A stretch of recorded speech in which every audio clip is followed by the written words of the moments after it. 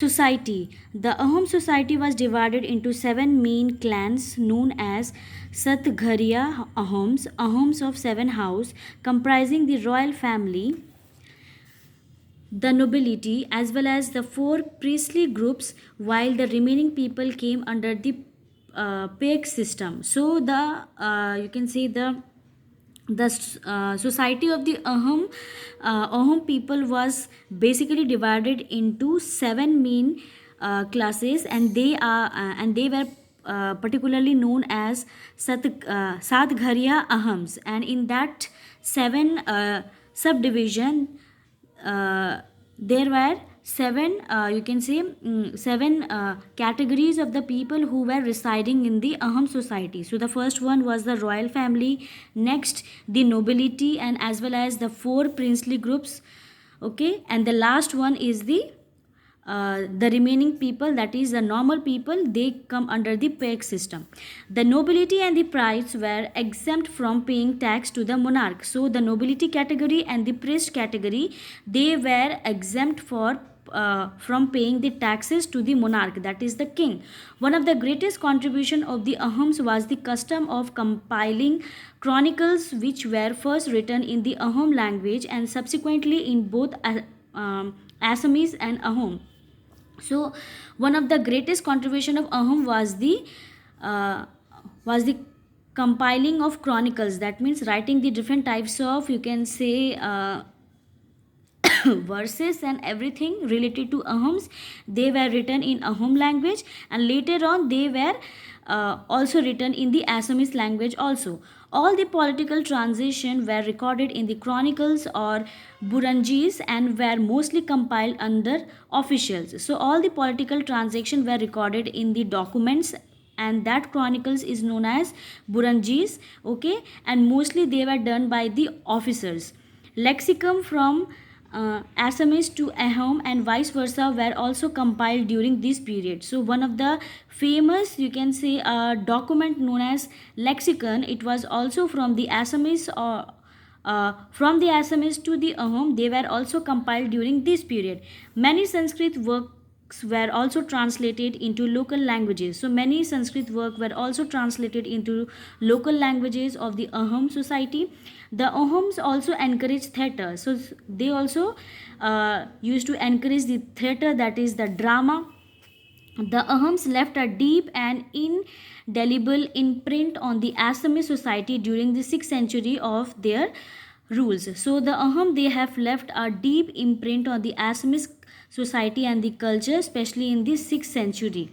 So this is the Buranji recitation. So this is the language and the script during the Ahom period. Next is caste versus tribe. The Varna system with its four main castes continued to be the backbone of medieval Indian society. So in the medieval Indian society, the Varna system along with the uh, Varna system, that means the whole society was divided into four castes. It played an important role and it was the backbone in the medieval Indian society. The Brahmins commanded great respect in northern and southern Indian society. So the Brahmins, they had a huge respect, especially in the northern and southern Indian society. They were granted tax-free lands called Brahmadiya or Agrahara by many rulers during the medieval period. So the Brahmins, they used to get they were granted a tax-free lands, and that particular land was known as Brahmadiya or Agrahara.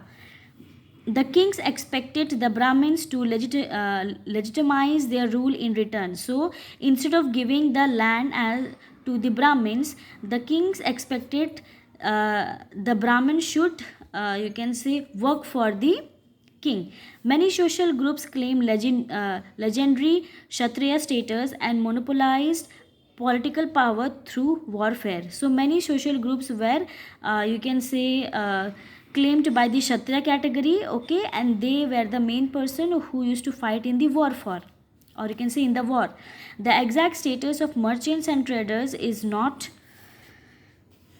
easy to know. While they enjoy economic power, their caste and social status varied from region to region. So though they get a huge amount of, you can say, status, especially the merchants, and they used to enjoy the economic power, and their caste and social status were varied from one place to the another. However, it must be noted that the disabilities of the lower caste increased substantially.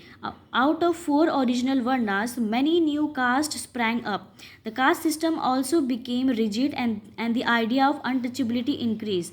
So the four categories of the people were, you can say, lead to the many new caste. Okay, and the caste system also, it was also very rigid, that is very strict, and the untouchability was practiced. The tribal and nomadic communities who did not adhere to the Varna system at times came into conflict with caste based society. So, those people, or the tribal people and nomadic communities who do not come under the Varna system, they faced a lot of problem because they were totally, you can say, out from the Varna system, that is the four category of the Hindu society. Sometimes clashes occurred when tribes tried to retain their freedom and separate culture. So what was the main reason why there was a fight between tribal and nomadic communities and the Varna system categories? Because sometimes the tribes, they used to, you can say, fight for their freedom, and their cultures were totally different from the Varna system. So this was the main reason why there was a conflict between the both the categories. But in many cases the relation between the two were symbiotics, but in some other cases the relation between the tribal and nomadic communities and the Varna system categories were quite, you can say, normal, each dependent on the other for the fulfillment of certain needs, especially economic needs. So uh, in the or you can say, slowly and gradually, both the communities, they were totally dependent upon each other, especially in the economic needs. Tribal customs and rituals were absorbed in the Hindu religious traditions. So slowly and gradually the tribals customs and rituals were started, you can say, adopted by the Hindus religious people. For instance, some tribal gods and goddesses were incorporated into Hindu pantheon. So, slowly and gradually, the one example in which the both the tribal custom and rituals were absorbed by the Hindu religious tradition was that some tribal god and goddesses were also adopted by the Hindu people. Again, caste based societies caused tribal societies to change in a variety of ways. Many tribes adopted the caste system and political formation prevalent in settled agriculture society. So again, there was a, you can say, caste based society, due to which the tribal people used to live in a very different way, because they were totally different from the other Varna system category, and slowly and gradually many tribal, they adopted the caste system and the political formation. Okay, and slowly and gradually they settled, and they were the agriculture society. That means they basically depend upon the agriculture. They were accommodated as jatis within the overarching Varna hierarchy. So the tribal people, they were, you can say, categorized as the jatis, and they were the, you can say, the lowest category in the Varna system. Tribal tribes claim Rajput status while the majority joined the ranks of lower jatis. So the tribes, they adopted the Rajput status, and the other section, that is the nomadic communities, they come to the lower section or the lower rank known as lower jatis. Some tribes of Punjab, Sindh, and Northwest Frontier region adopted Islam and rejected the caste system. So, the some tribal people, especially of Punjab, Sindh, and Northwestern provinces, they adopted Islam and they rejected the caste system.